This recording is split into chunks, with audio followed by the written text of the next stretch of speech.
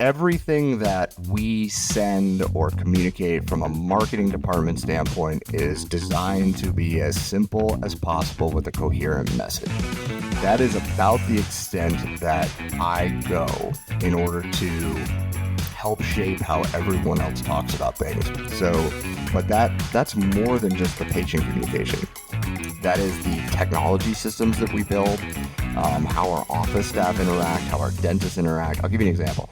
In dentistry, you can have like 7 different platforms on a computer open at any given time to look at x-rays, to chart a patient, to look at billing, whatever it is. We try and put all of that into a singular platform, into our own system, so that they can actually from one screen. Welcome to How I Made It in Marketing from Marketing Sherpa. We scour pitches from hundreds of creative leaders and uncover specific examples. Not just trending ideas or buzzword-laden schmaltz. Real-world examples to help you transform yourself as a marketer. Now, here's your host, the Senior Director of Content and Marketing at Marketing Sherpa, Daniel Burstein, to tell you about today's guest. Good marketing isn't just about catchy slogans or flashy ads. It's about understanding the human psyche. The psyche of our customers, yes, but our own as well. So in this episode, we'll delve into a psychological concept called action bias. This is the idea that we as humans often lean towards taking action, even when standing still might be the better choice. Or as my next guest aptly put it in his podcast guest application, ask yourself, what happens if I do nothing? Here to unpack that lesson and discuss more insights from his career journey is Jonathan Kaufman, the CMO at Sage Dental. Thanks for joining us, Jonathan. Yeah, happy to be here. Let's quickly look at Jonathan's background. He was SVP and CMO at Dental One Partners, CMO at HMS Holding Corporation, and for the past 5 years, SVP and CMO at Sage Dental. Originally founded in 1997, Sage Dental has 100 affiliated practices, and it has a 98% 3-year growth rate. And Kaufman manages a team of 70, including a new patient management team. So give us an idea, what is your day like as SVP and CMO? Well, it's all over the map. If you like multitasking, it's definitely for you. So first thing I do when I come in, I'll look at the various metrics of the business, how we performed the day before, do some analytics. We'll look at some forecast metrics. I'll review the God knows how many emails. And then I'm like an organizational freak. So I will go on to a variety of different platforms. I use Monday to go through different initiatives and tasks. I use that connected with Plexi into my to-do. And then I organize the to-dos into my Outlook calendar. So I've got a plan on what I'm actually going to do during the day. Creative meetings, look at the call center, talk to the team, review some different strategies, different analytics. It's a smorgasbord of all things related to marketing, analytics, and the like. And then I usually go home, get a workout in somewhere, either kind of late afternoon, and then I'll get back on and just kind of review and plan for the next day. It's, a lot more complicated and a bunch of variety of things every day, but that's kind of the show. No, smorgasbord. That is a good way to explain a career in marketing. I like that. Yeah. It is. It's a smorgasbord. All right. Let's take a look at some of the lessons you learned from the things you made in marketing. As I've said before, never done anything else. I've never been a dentist or podiatrist or something, but we actually make things in marketing. We make brands, we make products, we make campaigns. Something that's exciting about the profession. So your first lesson, everyone is faking it, no matter how smart you are, so it doesn't hurt to ask the question. So what question should we be asking? How did you learn this? So this was really kind of funny. So I had this kind of preconceived notion that I wasn't as smart as everybody I worked with, kind of that fake it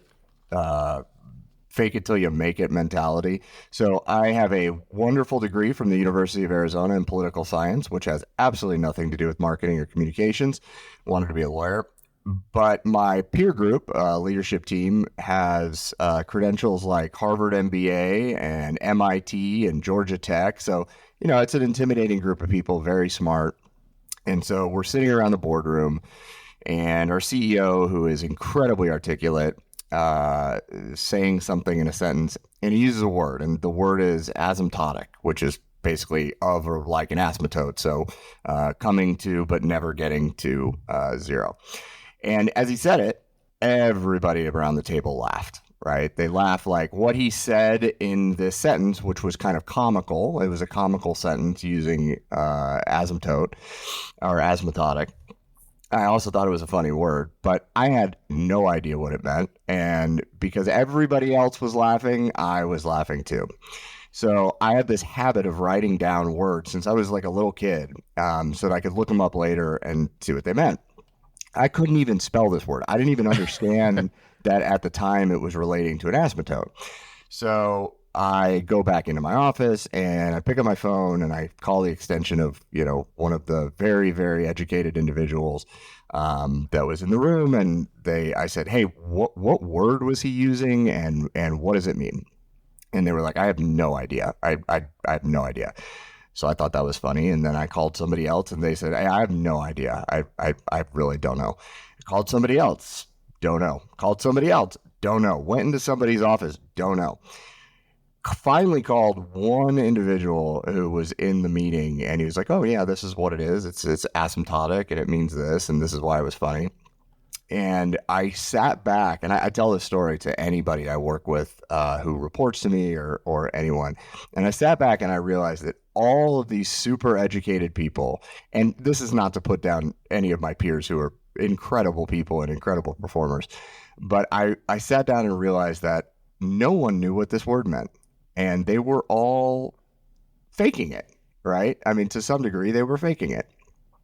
But I was the one who was curious, right? And I decided that I wanted to figure out what it meant.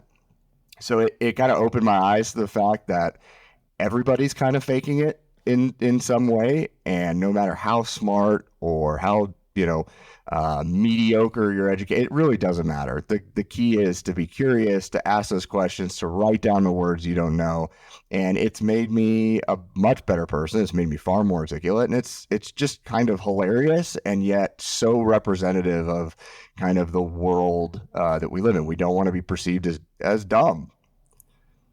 Yeah, so let me ask you now, you're CMO, SVP of a company in the medical industry, a dental company. When you're onboarding new people either straight out of college or even just into the industry, are there some specific things you do to kind of help get them on board so they're not in the same place? There's a lot of buzzwords in marketing. I'm sure there's a lot of medical terms because I feel your pain. I know when I was a vendor, I worked at an agency, I worked as a consultant and stuff. You'd be in that room and there's a lot of terms that are used just in the industry in general, even not something like asymptote, right? Or a lot of, different letters are used and stuff. And you never wanted to be the guy that said, what are you talking about? And so I'd probably do the same thing at first. I'd kind of like fudge along and fake and try to ask someone after. But then as I grew in confidence, I was like, you don't need to know everything in the moment. I'm very special. I'm a good writer. I'm specialized in this. I understand marketing strategy. I don't know everything. Let me ask a question. Be that guy that asks a question. But for you, how do you onboard people into the dental industry, into marketing in general? So I tell that story, and I'm not kidding. I mean, if you ask anybody that works for me and has worked for me in the past, I have told that story probably on 98% of people's first days that work for me, and whether they're a senior director, a vice president, or an intern. And it's always be curious. Ask me questions now and ask people questions about what this metric means and why it's relevant, because that won't annoy me. And I have no problem, and my team has no problem kind of commenting or providing context or definition or understanding, whatever it is. What will annoy me is 6 months down the road, if we're talking about something very, very basic and you never ask the question about what does that mean, and you're now struggling to execute on something because you just never asked in the beginning. And, it's hard for a lot of people, right? But I tell that story and then I tell them, look, you're never going to bother me with questions. Ask the dumb things, because the dumb things often are the things that make a big impact. If you don't understand, just ask. Like, let's go through it. Let's teach you what this is and how to do it and what it means. And yeah, dental is esoteric, right? And so there is all sorts of stuff that they got to learn and that they've got to evolve from. And so, yeah, it's that story has stayed with me, and it is an incredible lesson. So along those lines too, I wonder if there's anything you do for project planning or making sure, all the deadlines are hit. Because one thing I've I've run into too, especially people early in their career. You're in that meeting, you make certain plans. We're going to do things by a certain time, right? You follow up with them 3 or 4 weeks later. Is that thing done? And like, no, that's impossible. I was like, why didn't you bring that up a month ago when we were in that meeting? It's kind of the same thing. No one wants to speak up and say, this thing can't happen, especially to the CMO, the SVP, the guy in charge, right? So is there anything you do specifically when it comes around to project plans, like actually getting that thing done to make sure it really is on track? People are speaking up. We know we're going to hit that. Yeah, so I do two things. One is I say that we move at a particular speed, and I'm going to ask you to do 10 things. And if you can get 7 of those done without screwing up, that's a great hit rate, right? So I think that kind of makes them feel comfortable that they're going to screw something up. They're going to miss something. They're going to, I'm looking to move fast. And so by moving fast, you're sacrificing in sometimes quality, or you're sacrificing the ability to get something perfectly right. So perfect isn't the enemy of the good. The other thing I say is I don't have these kind of stand in or kind of consistent meetings on projects. I don't. What I say is, here is what I want to achieve. Let's talk about what the components of that is, the project plan about what that is. And then you come to me, or you organize a group, or you organize a meeting to discuss if you feel like something's missing, or there's a gap, or you don't understand, because it's pointless for me to waste an hour of your time every week to get a recap on what's going on. It also stretches timelines for deliverables, right? So if I say every Wednesday at 2:00, we're going to meet on this thing, well, you may not do it till Tuesday afternoon. If instead I say it's due in 30 days, like we need to get this thing launched, then there's a lot more kind of time cook pressure. And I don't think pressure is bad, to say, okay, I need to meet and understand it so that I can actually formulate a plan around this and get it done. Yeah. So one thing when it comes to projects, implementations, especially tech implementations, we all know a lot of tech implementations fail, or even the ones that succeed. Yes, they succeeded, but what did they succeed at? We've got this new thing. Is it adding value for the customer or the company? So one of the lessons you said is bigger isn't better. What is important, however, is doing the simple things as best you can. I think you learned that from a tech implementation as well, right? I did. So this goes back a little bit, but it was for a fairly large company, about a $300 million revenue company, dental business as well. And there was a mandate to improve existing patient retention. And the thought behind that was, we need to create this incredible CRM system, that does everything, right? That segments and it communicates specific messages. Kind of, if you look at a lot of the advertising for CRM, what they'll tell you that they do.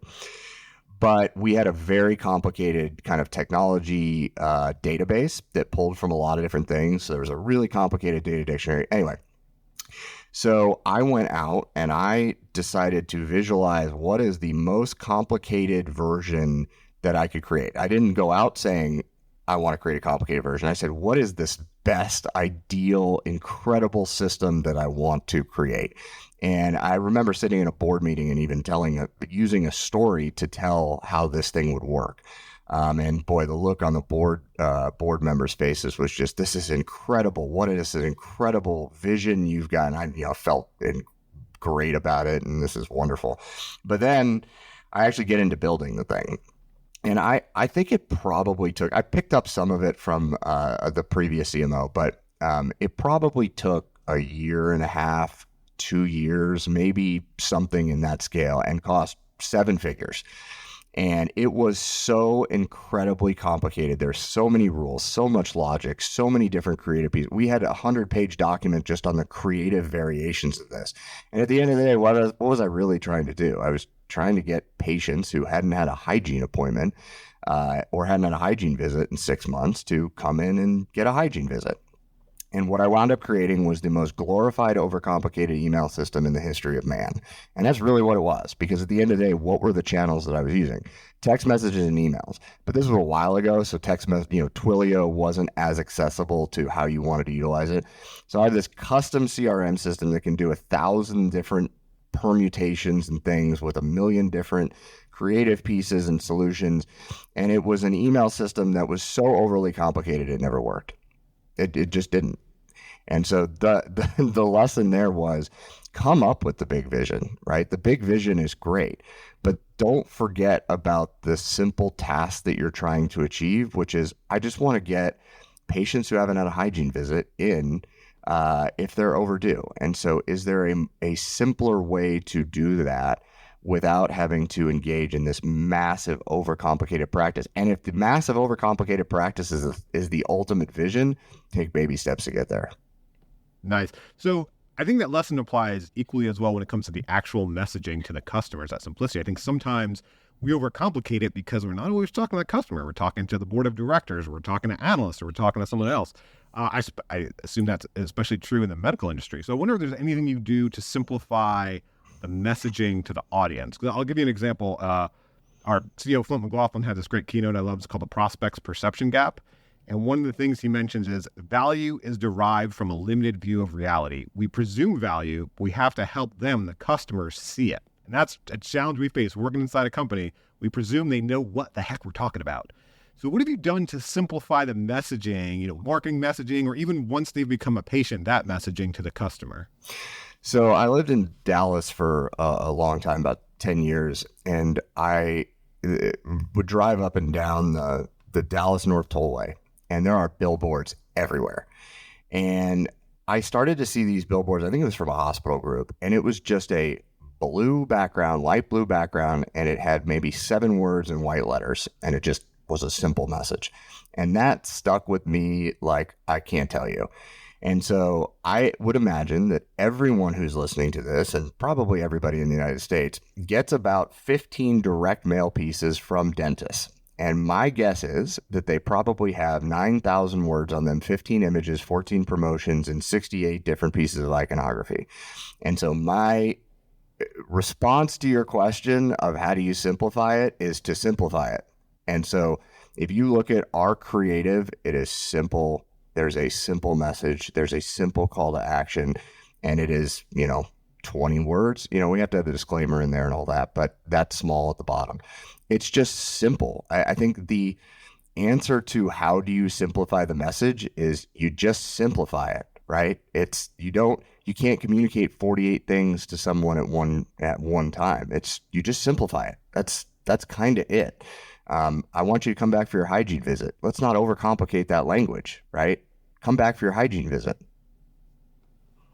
Let me ask too, as marketers, sometimes we overlook that really our brand is about every customer touch point, right? We think just, okay, we got the marketing channels, we're affecting the brand, but really every touch point our customer has with our brand affects what they think of the brand. So I wonder, is there anything you can do internally to the internal communications they get from dentists, medical assistants, people at the front desk, anything there to help them with the communication? So I'll give you one quick example just from my own life.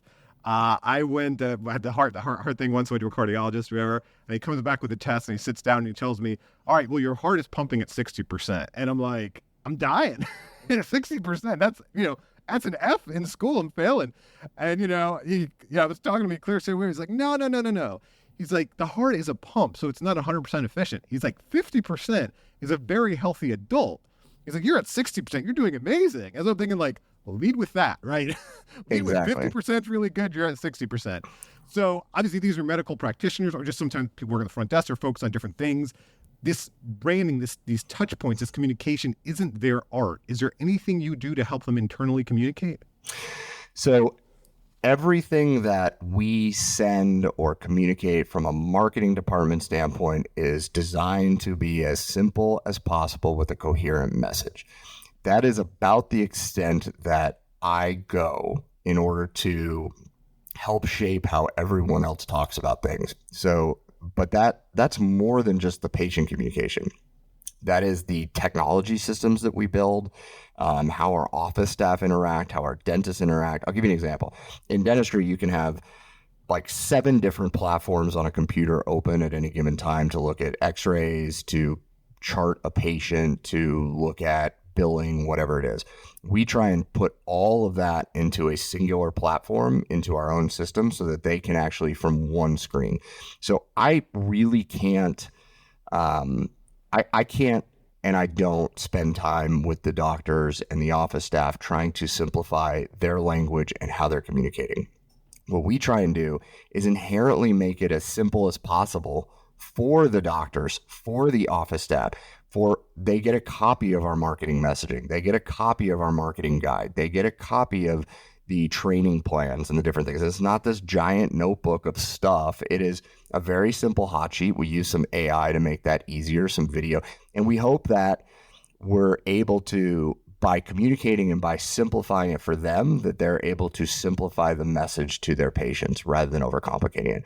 But I'm going to be the last person that's going to walk into a dentist and say, here's how you need to present that treatment. So in all fairness, no, we try and make it simple for them so that they communicate it simply. Yeah. Enable your frontline team. In this case, medical practitioners, of course. Yeah. So, when we talk about messaging, we talk about marketing, we talk about all these things, we talk about the technology. I mean, sometimes the way we know it works is because of the numbers, the data. You say, if you don't understand how metrics impact the overall business, you're going to fail as a marketer. And I think you had a recent run in here when you're looking to add someone to your team, right?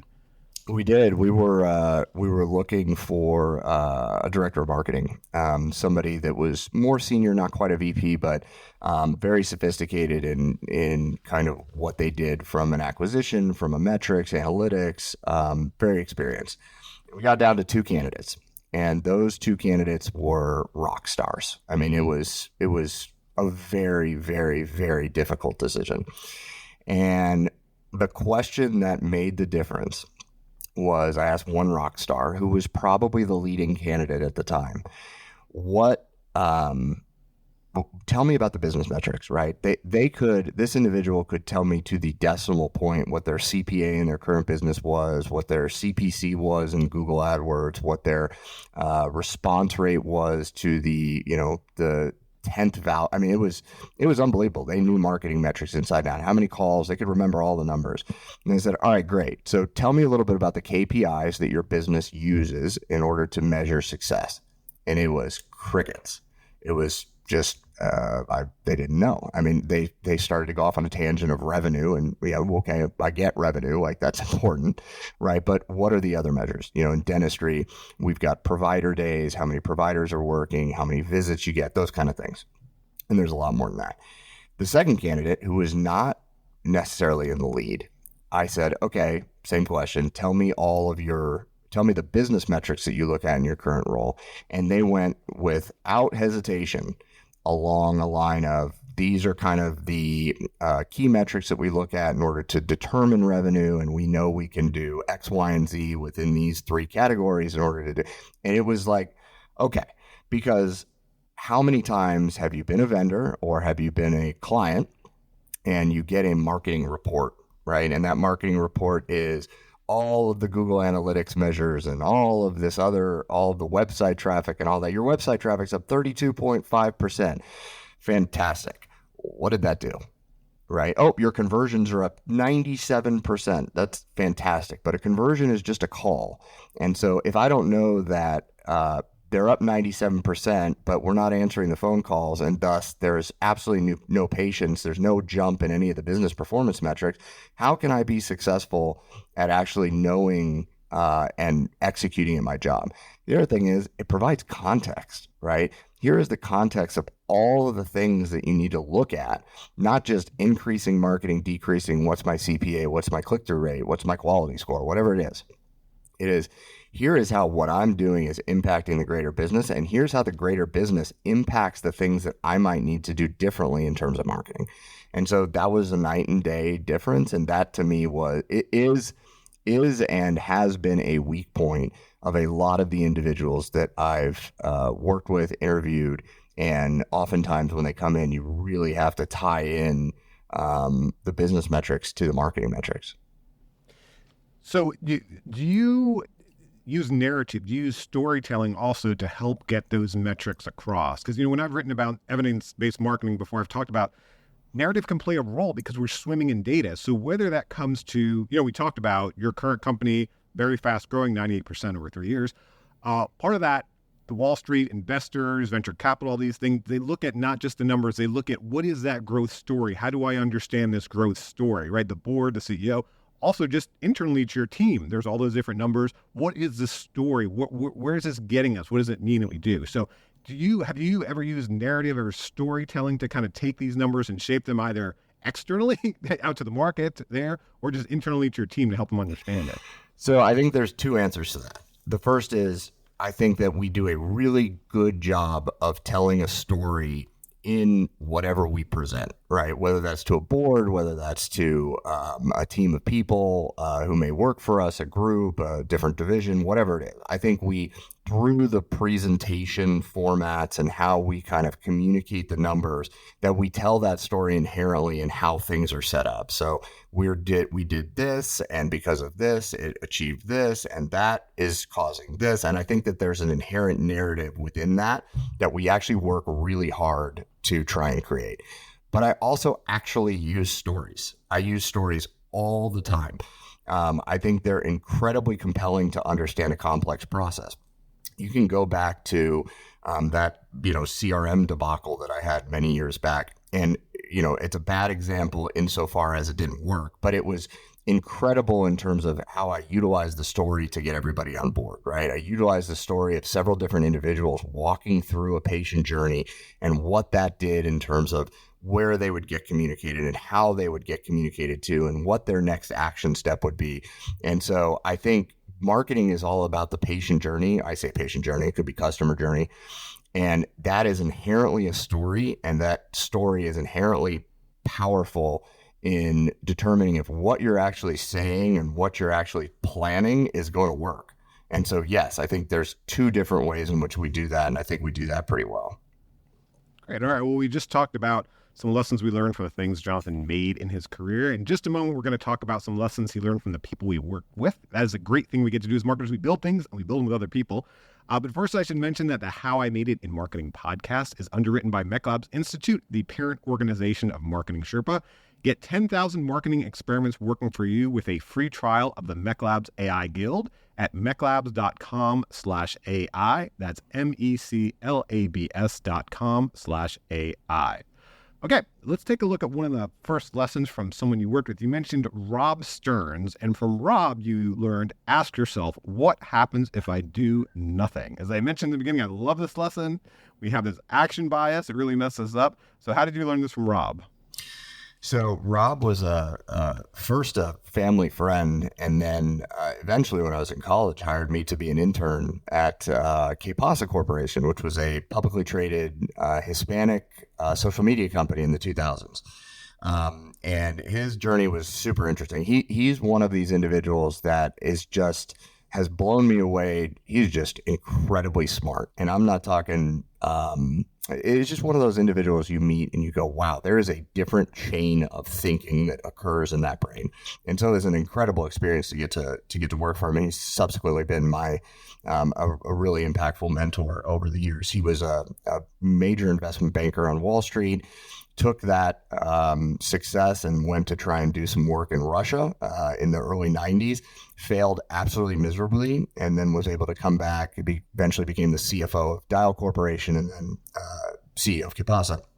He wrote a book called Winning Smart After Losing Big, and it was just an incredible journey. He taught a lot of lessons, but he would always ask, when I would bring a problem or I'd want to discuss something, that the first step is, what happens if I do nothing? And oftentimes there will be a challenge or a situation, and we have this action bias that says, if X, I must Y. And that is certainly the case, right? We hear all the time about just take the next step, take the next action, do the next thing, right? Don't get overwhelmed by doing this. But there is a lot of validity into how big of a problem is this really, and what happens if I just do nothing, right? What are the consequences of doing nothing? Is the amount of resource allocated to doing something going to outweigh the negative of doing nothing? And so you first ask yourself that question and you say, okay. And a lot of times I've asked myself that question, then I just do nothing. And nothing blows up, nothing breaks, nothing falters, nothing fails. But then you can also use that as a baseline to say, what happens if I do nothing? Okay, what are the minimal viable steps that I need to take in order to do something that will resolve this? Rather than your first jumping off point going, I need to do X, Y, Z and all these things to remedy this, because often we're presented with a problem and then we think, okay, I got to do all these other things, where only one of those things was a resolution to the problem, and the other things are things you just want to do to make it better, or you're creating more drama or more action steps that maybe aren't going to be that beneficial, right? And that goes to knowing the business, right? Okay, is this a problem related to marketing, or is this a problem that is going to have a dramatic effect on the rest of the business? And I think that's a super important question to ask. And it was a massive lesson, not only professionally, but also personally. Well, then when you do choose to launch something, or if you decide that you do have to launch something, do you have any sort of litmus test question that you ask your team of what is worthwhile to launch? Because I'll give you an example. I've written about launching webinars before, right? And so, marketing team will come along, or sales will complain, we don't have enough leads. Okay, let's launch a webinar. Let's get more leads. Well, there's no one out there in the world that's like, oh, great, a webinar, so I could become a lead, right? So to me, when I've written about webinars, the first question you always ask is, does it have a value proposition? Are you providing value? There's no shortage of webinars or other ways to, get information if you're that target client. So first, can you create something that actually has value for someone? If you can, then yes, maybe over time you get your objective met and get those leads in. So, for you, John, is there anything you ask your team or anything you look at yourself when someone's like, okay, here's the minimum viable solution, or here's what we have to do to act. We do this and this and this, where it doesn't become we're staring at our own shoes and focus so much on our problem that we don't notice that nobody else actually cares about that, right? Yeah, so it's the same question, right? So let's take the webinar example. So let's say I need leads for a marketing agency, right? And I'm going to do a webinar. The immediate thing that, that comes into our head is, all right, I want to do a webinar. People are going to be super interested. Even if you're saying, well, yeah, okay, people might not be that interested, but somebody's going to be interested. You go to all the positives of the thing, right? You go to all the things you've seen online. You're so influenced by all these other people, right? You see that this webinar got, 100 million views, and this post got whatever. And so you immediately go to, oh, if they could do it, I can do it, right? So let's do this thing.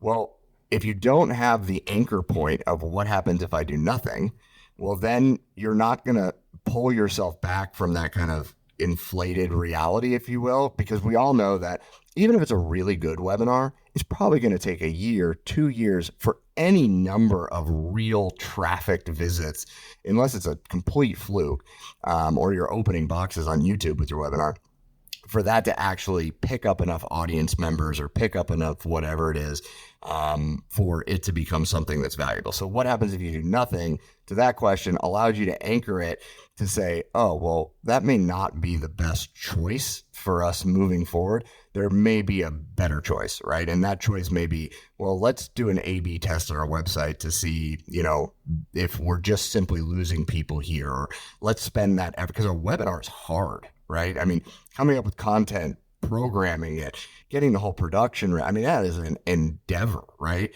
And so it may be as simple as, let's A/B test the website, or let's change the copy on paid search, and maybe that'll do something for us. So what happens if you do nothing is a wonderful anchor point for every little decision that you make.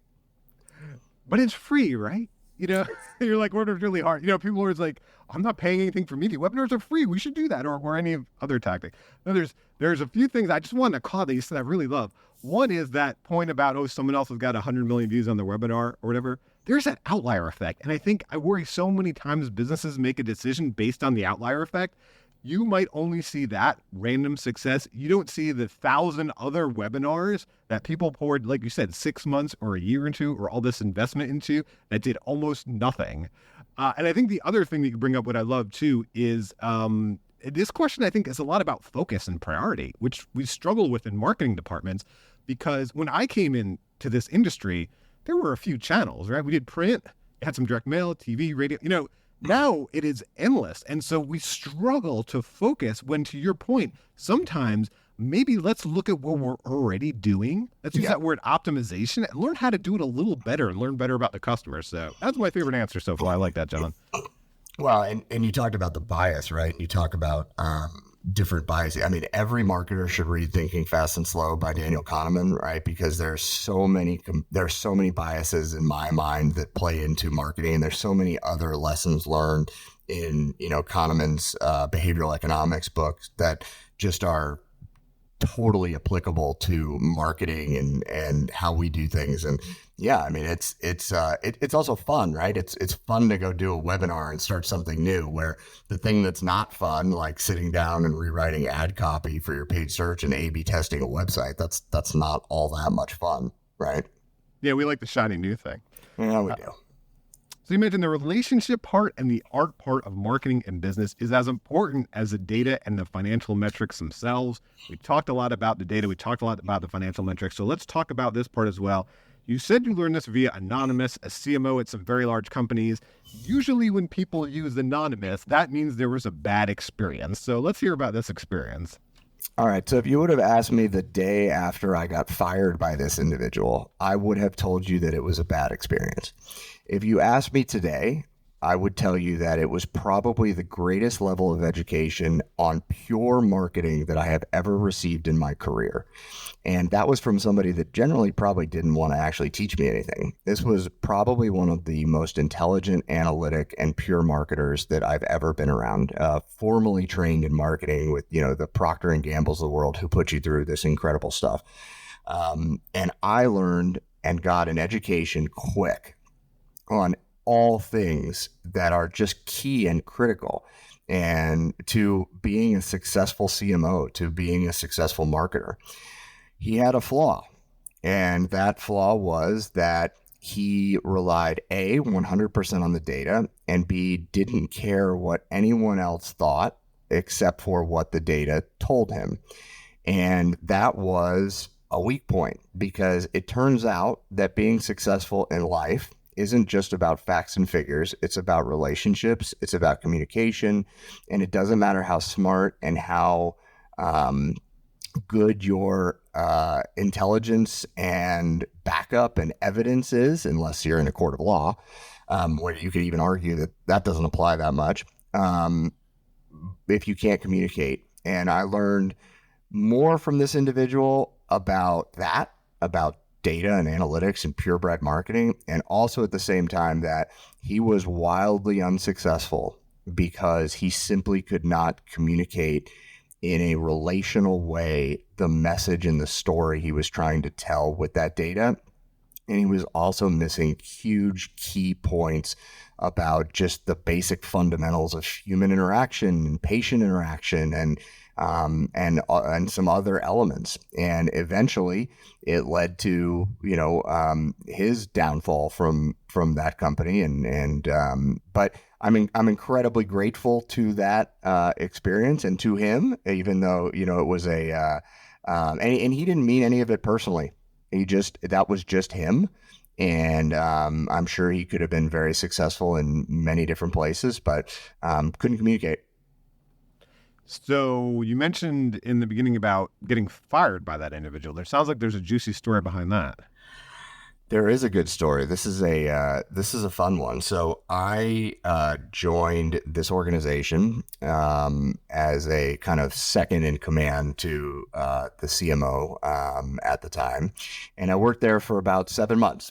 And at the end of that 7-month period, the CMO I just mentioned fired me, and it was humbling. It was terrifying. It was, I had incredible challenges in my own confidence, right? Am I just really not good at this? Do I just not understand? Did I just not do something right? Am I just am I immature? Am I fake? Am I really faking it? Do I really not know? And many months later, 5 months later, that CMO got fired. And then I was hired back at the same company and eventually became the CMO of that company. And it was shocking because I walked in that day I got rehired after being fired and then sitting on my butt for 5 months, figuring out what I wanted to do. And the level of confidence that I had in that first day was kind of surprising because I had just gotten beat down for 7 months that I was missing things and I was not, all these different things. And I walked in and I realized, wow, actually, I'm pretty good at this. And I do understand this. And I shouldn't have had that crisis of confidence. And it really allowed me to be super, super effective as the CMO of that company. And the rest is history. And it was a terrific experience. So my lesson learned there is, A, there's an art, not just a science, and relationship is part of it. And B is never doubt yourself if it's based in reality, right? Know that there are some things that you're going to get as reflections and feedback, and you should take those and you should listen to them. But also know, don't doubt if you truly know, right? If you know that you are good at a particular thing, then keep fighting and don't quit. Let me unpack both of those. Let's start with the firing there. I wonder if you have any advice for other people who have been fired or going to be fired, layoffs. There's layoffs going on lately. I mean, it sounds like that was very impactful for you because while you clearly saw the guy's flaws, you respected that this guy knew marketing. So I could imagine that would hit hard if he said, "Hey, you're off the team. We're cutting you." So it sounds like it was a painful time in your life that worked out at the end. But now that you have lived through it, in hindsight, what advice would you give someone who gets fired or even laid off? So my absolute first piece of advice is take it like a professional, right? No matter what you think of that individual, no matter what you think of the people, the company, whatever it is, handle it like a professional. Because I think that the way I handled it was a big component of being brought back, right? And even when he fired me, I thanked him. I said, I appreciate everything you've taught me. I appreciate everything you learned. I went to some of the other people in the organization that had been a part of that journey, and I thanked them. Not everybody gets that opportunity, right? But I thank them for their time. And I think, so the first lesson is take it like a professional, right? And know that because you have a boss, that isn't the only person that you interact with on a day-to-day basis, right? Get to know other peers of that boss, get to know other individuals on your team and build that relationship with them. Don't take out the things that are happening vis-a-vis your boss or vis-a-vis others on the other people, and treat those people well and do the things you believe in and that you think you need to be doing. Because at the end of the day, the people that brought me back were the people that I had those relationships with, right? That knew, okay, there's something else going on here. He's not working out. We're going to talk to this guy again, because he was terrific in everything we did. He was prompt. He was respectful. And I had that relationship not only with the private equity sponsors of that organization who were key in doing that. I had that relationship with the CEO. I had that relationship with the chief human resources officer, and they were eventually the ones that called and said, hey, we'd like to talk to you about coming back. Let's talk about those relationships too. So what do you do on your team, or even maybe with your peers and colleagues, to make sure you have solid relationships, even though, like we've already mentioned, there's a lot of fiery, difficult, controversial decisions we have to make regarding technology and budgets and data. And also on top of that, if we are trying to create and be marketers and create something truly unique, that is also a difficult thing for relationships. So I was interviewing Justin Herber, the CMO and Chief Brand Officer of Tractor Beverage Company, on How I Made It in Marketing. And one of his key lessons was embrace healthy friction. And he learned that earlier in his career. He wrote a TV show with a co-writer, and he realized they had to have a healthy friction there to create a quality show. If they agreed too much, they would just get into some group thinking and not create something good. So that's TV, but still in marketing, we are creators and we are making all these difficult decisions. So how do we make those difficult decisions yet keep a healthy relationship? So I think the first part of that is friction is good in the relationships. Don't do the friction in front of someone that is going to make the other person look bad or feel bad. In other words, go to that. There is a, I've seen it, right? There is a very common that I'm going to bring up the issues in front of the boss so that they can kind of help be the judge and jury and decision maker. There are times when that's appropriate, right? We disagree on this thing. This person thinks this person thinks this. We need you to make a decision.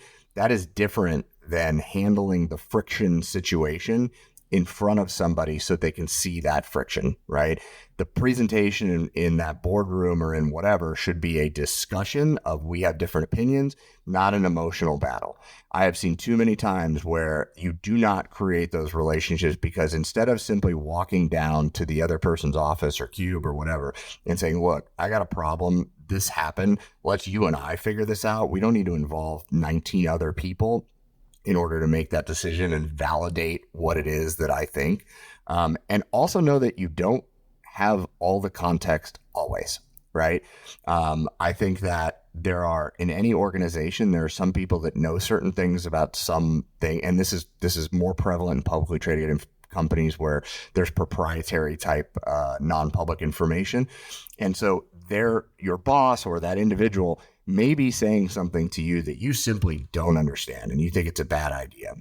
But and it very well may be a bad idea and they're just, full of bad ideas or whatever. But there also may be context that you don't understand, right? We're not going to do this, and here's why we're not going to do this, but I can't really give you the whole why, so it doesn't quite make sense. But have the conversations, the friction conversations, the emotional conversations away from the public, right? If you do that, you're going to build healthy relationships with individuals that you may not always agree with or disagree with in a way that protects you both, and more importantly, protects that individual from being embarrassed or having to defend their position, right? Versus actually having an open mind about it. Yeah, I've heard say bad things in private and good things in public. So let's talk about one last relationship, the relationship with the customer. You said you learned to tailor the experience to that audience. You learned this from Tom Warler, the CEO of Sage Dental, your current CEO. How did you learn that from Tom? So I would say that Tom is a master of communication. So he's not only incredibly smart and incredibly experienced, he is a master at communicating the right thing to the right audience at the right time. And, in the beginning, this was kind of frustrating because I was kind of like, man, we've done this presentation. Why do I need to make it 7 different ways for 7 different groups? But at the end of the day, who cares about the presentation if the audience that is receiving it doesn't really understand it or it doesn't make much sense? For instance, I am not going to present a board presentation to my office manager team that really has or even in that same way, that doesn't need to know all of these facts and figures in the way that they're presented in a P&L or whatever it might be. They simply want to know, is the company growing? Can I understand that, right? What format is that in that I can understand that? And he is really, really good about helping frame the message and the communication channel to the individual that he wants to communicate to. Because at the end of the day, who cares how much content you put out if the content that you're putting out isn't able to be understood by the majority of the individuals that you're communicating to? And I think as marketers, we almost do that inherently to patients or to customers, but we don't necessarily do that to our own internal team, right? And if we do kind of, all right, I've got a 100-page board presentation. I'm going to snap out these 12 slides and put it in my marketing presentation to tell my team. They're not going to understand all of that. And you're catering to the least common denominator. I don't mean that in a derogatory way, right? You've got senior directors and VPs, and then you've got interns and coordinators. You've got to communicate to the coordinator so that the coordinator understands, and you shouldn't expect them to understand how to fully read a P&L and a marketing ROI analysis with a bunch of data points and, a multivariate analysis. And so you have to communicate the message and the medium in a way that works for the least common denominator in a non-derogatory way and actually get your message and your point across. And I think he has taught me to do that in a really, really effective way. And one more point to the narrative.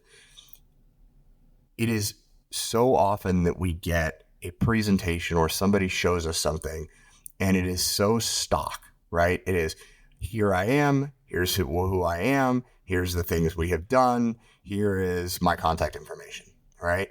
Versus tell me a story. Right? We talked about the narrative in this story. And even if it's a narrative just through the organization of the materials, that still tells a story, right? And that allows people to interpret the information and actually do something with it. And that works for both customers, that works for colleagues, and works for everybody. Yeah. So are you talking about like the vendor pitch template? Is that what it makes? That's one of the things that drives me the most nuts, the vendor pitch template. The vendor pitch template. Boy, if you just want to do me a favor and skip the first 20 minutes of the vendor pitch template where we do introductions and you show me all the customers you have, I know all that. If I'm meeting with you, there's a reason why I'm meeting with you. Yeah. Just tell me what you do and show me how it works. Well, and what can you do for me? To your point about the narrative story, Right. I know about you. You should know about me. Right. What's my company? What are my objectives? How do you help me meet them, right? And by the way, how are you going to present something to me if you don't know what I'm trying to do, right? So the vendor pitch template of give me 20 minutes to show you what we can do. How is that effective, right? Give me 20 minutes so I can understand what you're trying to do. I got some stuff, but I don't know if it's going to work for you, but we'll see. God, would that be such a completely different approach and be so much better. And if it doesn't work for you, let me point you in the right direction because I know other people need it really. So when you talk about tailoring and experience an audience, I think you made a lot of great points, which are really, for lack of a better word, manual, right? You're presenting to your own team. I mean, that's just taking the presentation, that's knowing how to talk about it, maybe even educating our team a bit during that to be able to read a P&L. But when you talk about tailoring experience to the audience, I also think about artificial intelligence and what that can do. And so I know you've mentioned you've been implementing AI for the past 3 or 4 years. First of all, what have you been doing? And then what have you learned from that? So there's kind of two different mechanisms of AI that we use. And I want to be really careful with the phrase AI because it's getting thrown around a lot. And it really doesn't always mean what you think it means, right? It's really more automated process type stuff. So there's the medical side of AI where we are currently using this with our x-rays. So one of the goals that we're trying to achieve is there's an old Reader's Digest article. It's like 20 years old. And it says if you go to 10 different dentists, you'll get 10 different diagnoses and 10 different treatments, right? So it's speaking to trust. What we want to do is reinforce that trust with your medical provider. And so all of our x-rays are run through an annotated AI engine. And that tells us where there's issues. It helps to objectively kind of reinforce the provider's recommendation or the provider's opinion. And there's things that the human eye can't see that may be progressive that these types of tools can alert us to from a dentistry perspective. So we're building trust with the patients or attempting to by bringing in AI to annotate all of our x-rays. The provider is still providing the treatment and the recommendation, but we're using that to help educate the patient, to help show them that, hey, I'm not making up the fact that you need to have this tooth removed. Like, let me show you what's actually happening here, right? Beyond an x-ray and something else that is reinforcing that. So there's kind of the medical trust AI side. And then there's the AI side of just tools and processes. So ChatGPT, everybody's heard of that one, right? There's 1,000 different ways you can use ChatGPT, from copywriting to Excel formulas to whatever. But there's other tools as well, right? There are tools that allow us to provide training and documentation in a way that isn't somebody doing a screenshot and it isn't somebody taking a video and then editing that and then writing in some different things. It's an automated tool where we can actually show the tool in use or what we're trying to train them on. We can annotate within that, and then it produces an actual training document for our staff. So there's ways in which we're using these kind of automated processes and automated systems just to make things easier, but also to streamline communications, right? If we talked about keeping it simple, the way my brain works is I make things incredibly complicated and I'll write about a 3.5 paragraph statement on something when it probably could have been boiled down into a sentence. So I'll use that to say, here's everything I'm trying to communicate. Put that in a sentence. ChatGPT will output it and I go, perfect. That's what I'm trying to say. Great. So we talked about a lot of different things about what it means to be a marketer, the curiosity, humility, the focus on data. What are the key qualities of an effective marketer? If you had to break it down, Jonathan, what are you looking to be? What are you looking for when you hire? So the last thing I'm looking for is somebody who's really good at marketing. And I know that sounds weird, but I don't really care unless it's a specialized position. I don't really care about your brand work and all of that, right? I mean, if you're a creative director, I care what your creative looks like, but I'm looking for curiosity you're going to ask questions, you're going to dive deep, you're going to want to know more about that thing and how that thing works and why it's not doing that. And I'm interested in that. And then the other thing I look for is what I call the 12-year-old tech nerd. I am looking for the guy that when he was 12 years old, he asked his parents for a computer and then was playing around and trying to plug things in. And, maybe he didn't learn how to code, but he was just curious about technology, because so much of that technology is utilized within what we do. It allows us to think about things in a different way. Like, how can I achieve that task? 5 years ago, I spent $500,000 to make a TV production for a set of commercials. A year ago, I spent $5,000 using some various technologies and some stock video to make a pilot program for a TV. It just is something that I look for, and I think it's something that's ultimately rooted in curiosity, both a general curiosity. I want to learn more. I want to try new things. I want to explore. I want to be creative. And then the second one is technology curiosity, the 12-year-old tech nerd, because I was a 12-year-old tech nerd. Well, thanks so much, Jonathan. I think our curious audience learned a lot from you today, so thank you very much for your time. It was my pleasure. Thanks so much for having me.